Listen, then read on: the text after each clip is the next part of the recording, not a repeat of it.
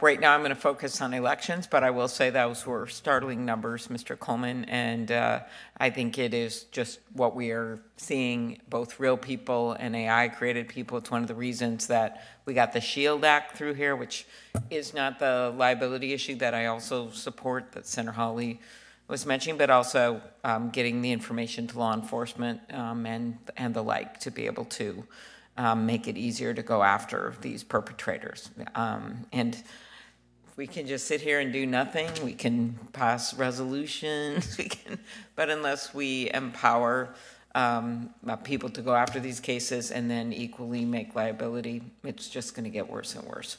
And at some point, the public will have had it. I don't know if that's what this year, but it's going to happen. And so I keep telling my colleagues this.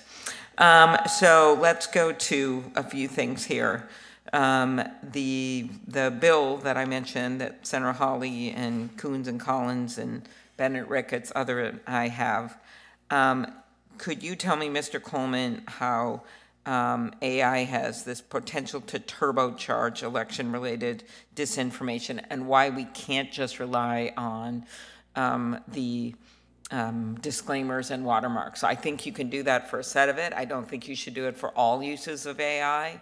And we have a labeling bill that I think differentiates that. But for this really bad stuff that Secretary of State Scanlon was referring to, tell us why it's not enough. This is softball, but to run a whole thing and have a little label at the underneath when they think it's the actual candidate, but it's not. So. You know, we agree on that. I think that to paint the larger picture, what we saw during the primaries was a single static deepfake, pre-recorded, kind of a one-to-many attack.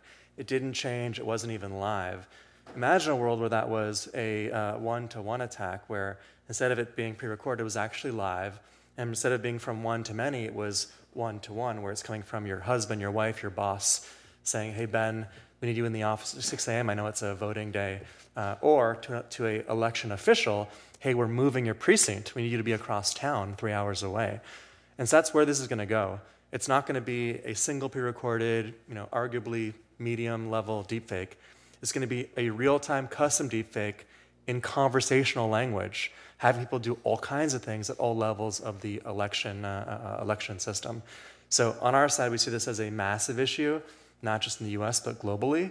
And what's great here is on the DS, we have different technologies all solving very much the same issue. It's all possible now. We have large companies. We work with large banks, large government groups, large media organizations that are thinking long-term and already solving for this. We have banks scanning incoming phone calls, every single phone call. We don't have anyone protecting average consumers. My parents, my grandparents, they just don't stand a chance. With other technologies, whether it's CSAM or, for example, a computer virus, they don't have to be experts. They don't have to tell ransomware or an APT. They just know that their email provider will actually block it for them. We're looking for the bare minimum there, which is just letting us know that maybe something might be fake, and then allowing us to decide maybe we don't want to see it, maybe it won't go viral. But right now, the things that are most extreme go the most viral.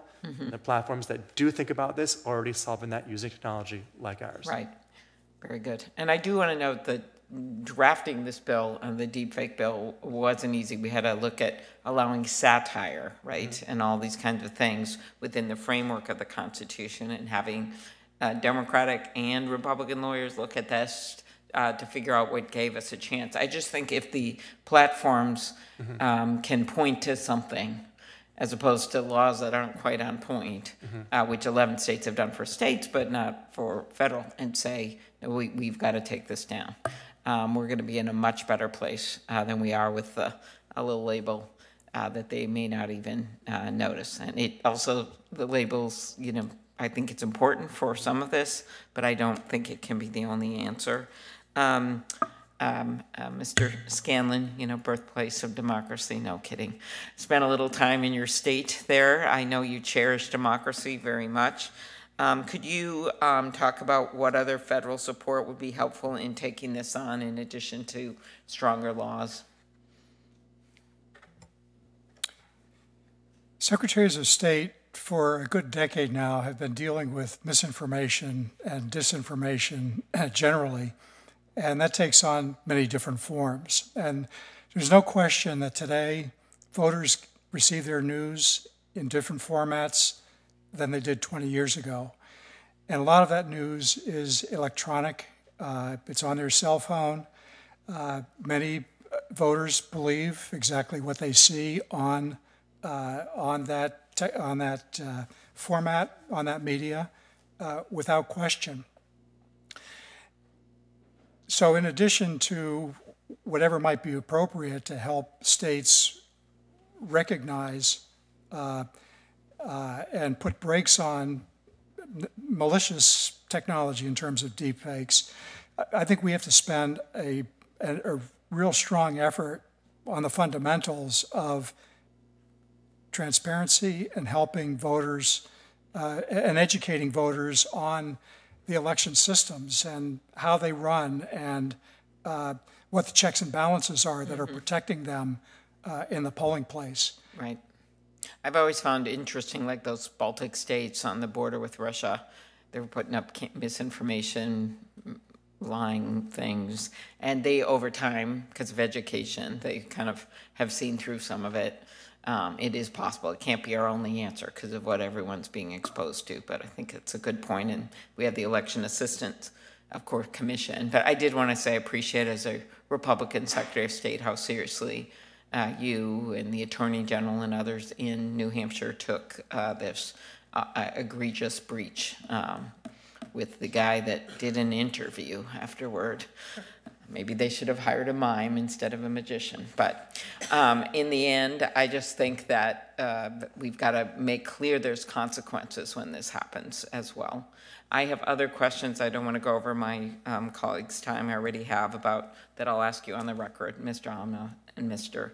Gupta. Thank you so much for being witnesses today. But we have to be as sophisticated as the people that are messing around with our democracy and our laws. And that's why we got to get these bills done. Thank you. Thanks, Senator Klobuchar. Senator Hirono.